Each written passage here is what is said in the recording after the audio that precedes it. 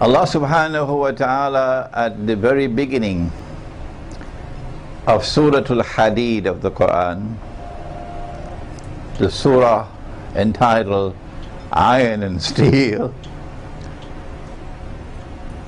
he says, بعد أعوذ بالله من الشيطان الرجيم هو الأول والآخر والظاهر والباطن إلى آخر الآية. He is the first and the last, and that which is manifest, and also that which is hidden, indicating that if we are to penetrate truth, for He is truth, He is Al-Haq, if we are to penetrate truth, and if we are to penetrate truth as it moves in the historical process, it cannot be a part-time piecemeal effort.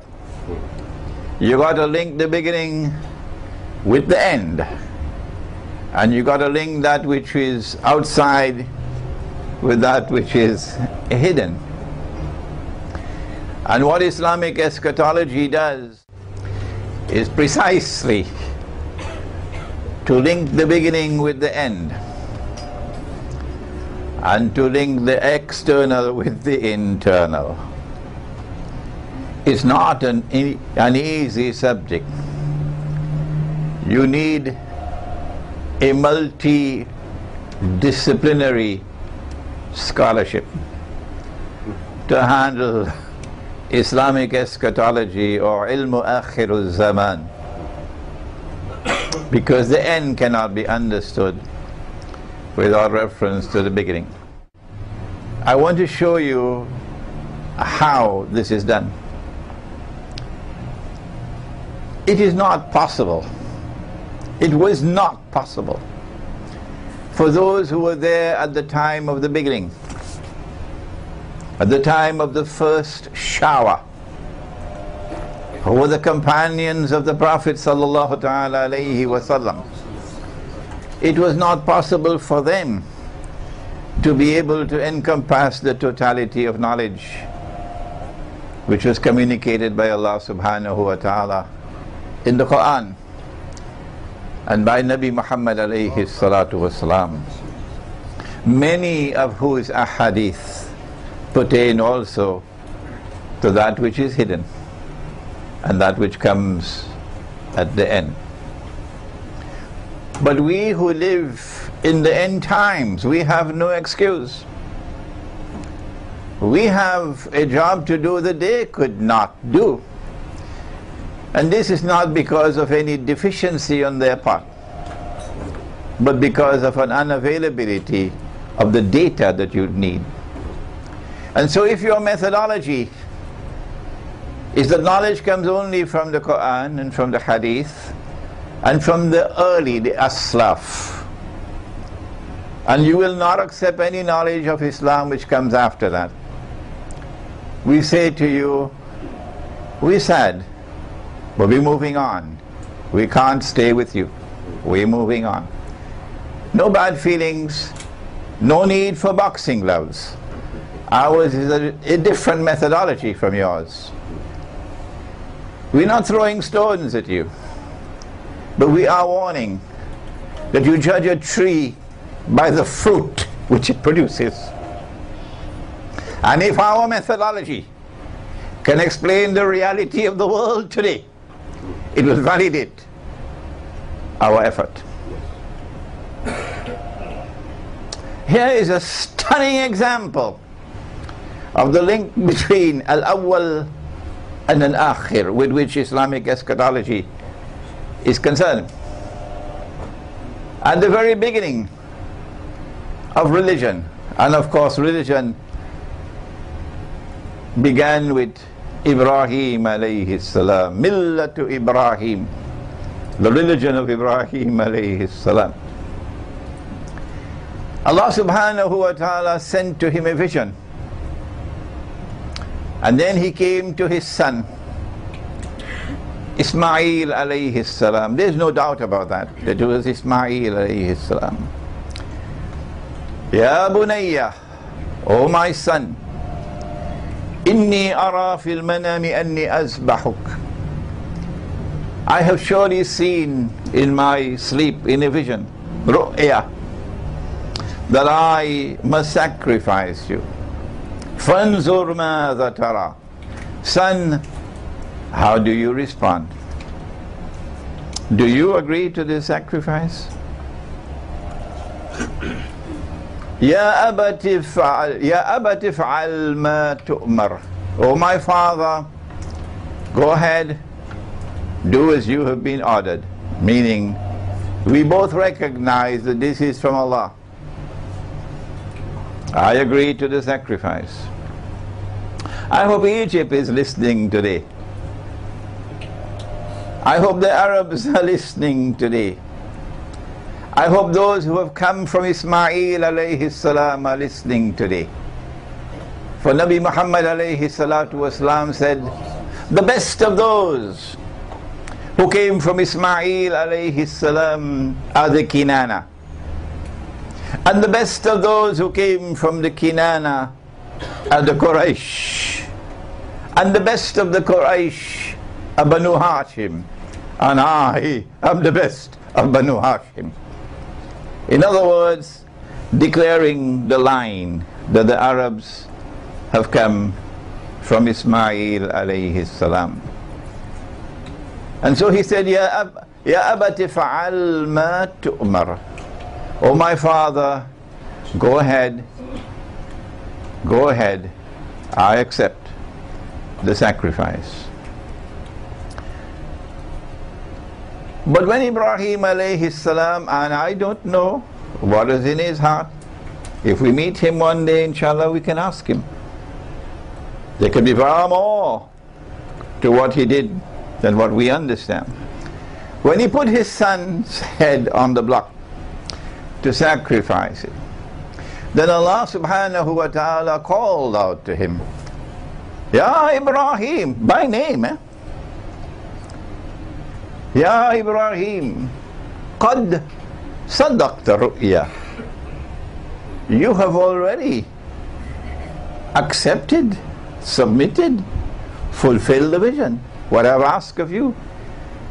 What I've asked of you did not require that you take a knife and cut the throat of your son. No, that was not what I asked of you.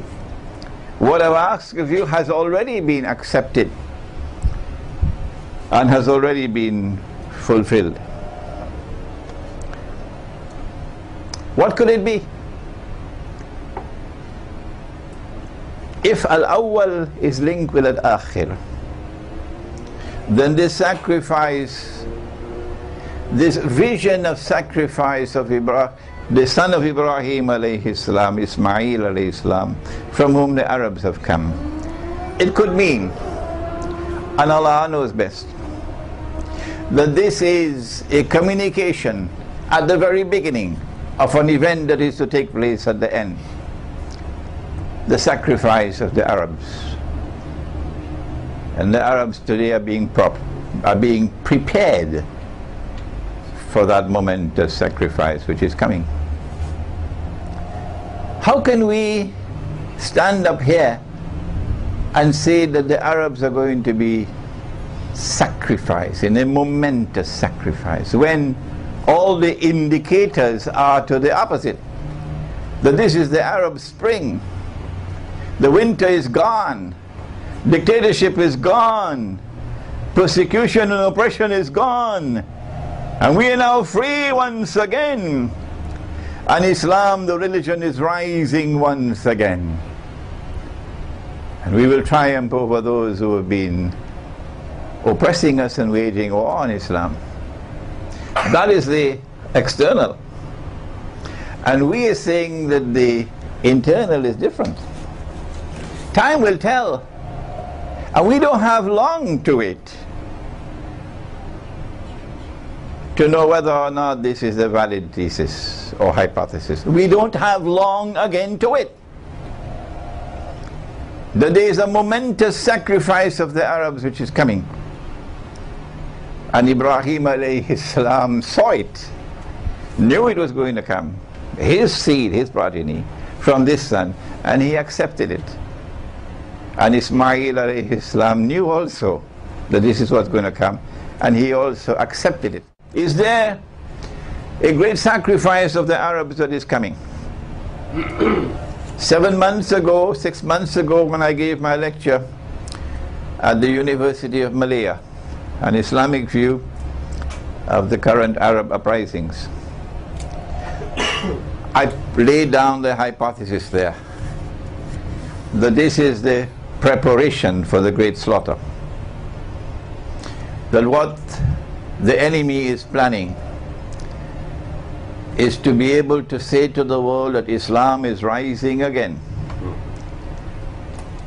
And so when the Tunisian elections, when the recent Tunisian elections delivered to the Islamic Party victory, and when the elections in Egypt, which are to be due next month, I believe, delivers predictably so victory to the Islamic parties, and when the domino effect takes place around the Arab world, and when the call for the enforcement of Sharia finds roots, then Israel will be able to say, and all the media that supports Israel will be able to say, Islam is now rising again, posing a threat not only to Israel, but posing a threat to the world, posing a threat to mankind, demonizing Islam, painting Islam as a menace, and hence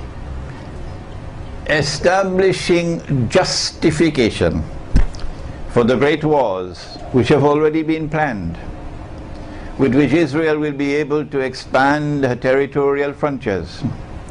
But we know that subject already from my book Jerusalem and the Quran, and set a trap for the United States, so that the United States will be facing military defeat. It's not just the collapse of the US dollar and collapse of the US economy, but more than that, for Israel to replace the United States.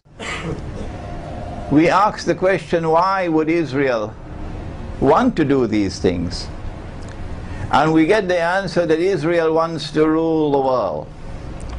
But when they said in Europe that all that we want to do is to provide a home for the Jewish people, and they issued the Balfour Declaration in 1917, we say that was a lie. We are now accustomed to your lies. You are a people who tell monstrous lies, and truth does not reside in the heart of those from whose lips lies constantly emerge.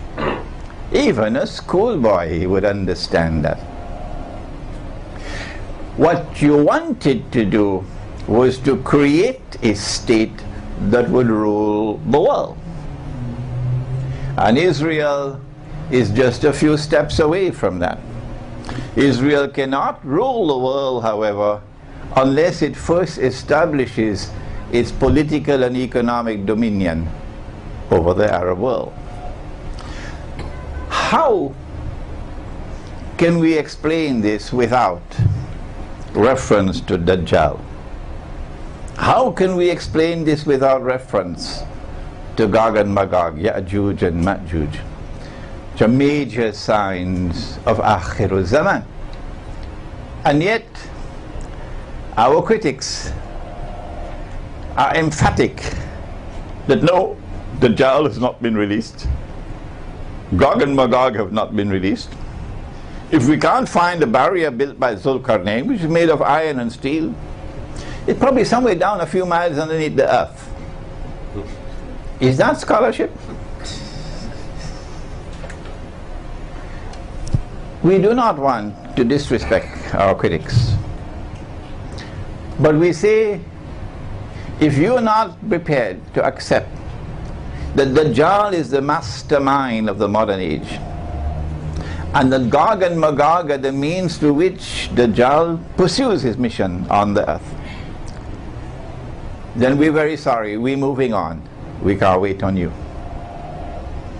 From the time you turn to Dajjal, you turn to the internal knowledge, to the occult, and you also turn to the importance of symbolism. An example of symbolism, and it's there in the hadith. Dajjal sees with his left eye. He's blind in the right eye. It looks like a bulging grape.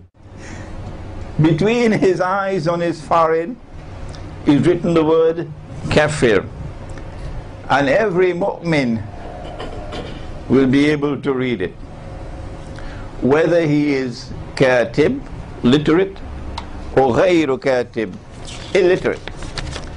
I leave that symbol with you. Back to the slaughter. We say that the Arabs are being prepared for a great slaughter. Is there anything else beside that vision of Ibrahim alayhi salam to support this thesis? Yes, there is. Nabi Muhammad alayhi salatu wasalam was asleep at the home of his wife Zainab radiallahu ta'ala anha. And he woke up from his sleep, and the hadith is located in Sahih Bukhari in several different versions from several different sources, companions. So we say it is mutawatir. He woke up from his sleep. What he had seen in his sleep, also a vision like Ibrahim alayhi salam, was so terrible, that his face was red, flushed red. It has to be something terrible for the Prophet of Allah to wake up with his face all red, flushed red. What did he see? He woke up and he spoke these memorable lines. He said, "Wailul lil Arab min sharrin qad iktaraba." Woe unto the Arabs because of an evil, shar, an evil. It can't be an ordinary evil for his face to be so flush red. It has to be a very great evil, which is now close. And then he raised his hands like this and he said, "Today." Today means this day, or 1,000 years from now. Where has reason fled? He said, "Today a hole has been made in the radam." He didn't use the word sad, he used the word radam. Surah Al-Kahf has both the words. When they asked Zulkarnain to build it, they used the word sad. When he built it, he used the word radam. And the hadith says the radam of Zulkarnain, of Ya'juj and Ma'juj. Today a hole has been made, indicating that the great evil which is going to devastate the Arabs has not as yet occurred. It is an end time event because the words Gog and Magog are there. What is this great catastrophe that is coming on the Arabs? What is this great destruction that is coming on the Arabs, which has not as yet come? Where is Islamic scholarship today? Why are you not asking these questions? She asked. Who? Zainab radiallahu ta'ala anha. Anuhlika? Will we be destroyed? Anuhlika, halaka, to destroy. Will we be destroyed? This is the word she asked. will we, the Arabs, be destroyed when there are righteous people amongst us? The hadith is in Sahih Bukhari. He said, Na'am, yes. And then he went on to use words I never understood until recently, until I saw the pathetic state of Islamic scholarship today, and the even pathetic state of those who lead Muslims today. He said, إِذَا كَثُرَ الْخَبَثِ, when the scum prevails, then it will come. And today, the scum prevails. They have eyes and yet they cannot see. They have ears and yet they cannot hear. They have hearts and yet they do not understand. أُولَٰئِكَ كَالْأَنْعَامِ بَلْ هُمْ أَضَلُّ بَلْ هُمْ أَضَلُّ. They're worse than cattle. They're the scum. And when the scum prevails, then the destruction of the Arabs will take place. We have something more than that. He said, and the hadith is in Tirmizi, in Ibnu Majar, Abdullah ibn Amr reported that the Messenger of Allah said, there will come a calamity which will wipe out the Arabs, and their slain will be in hell. And at that time the tongue will be more severe in this than the blow of a sword. Al Jazeera is more powerful than a cruise missile. Yes. CNN is more powerful than a helicopter gunship. Yeah. The information media will be far more powerful than a sword. He said there will be civil strife which will render people deaf, dumb, blind regarding what is right. How can we explain? They say we are mujahideen in Libya. They say he was a dictator, Muammar Gaddafi. They say we have the right to rise up against the oppressor.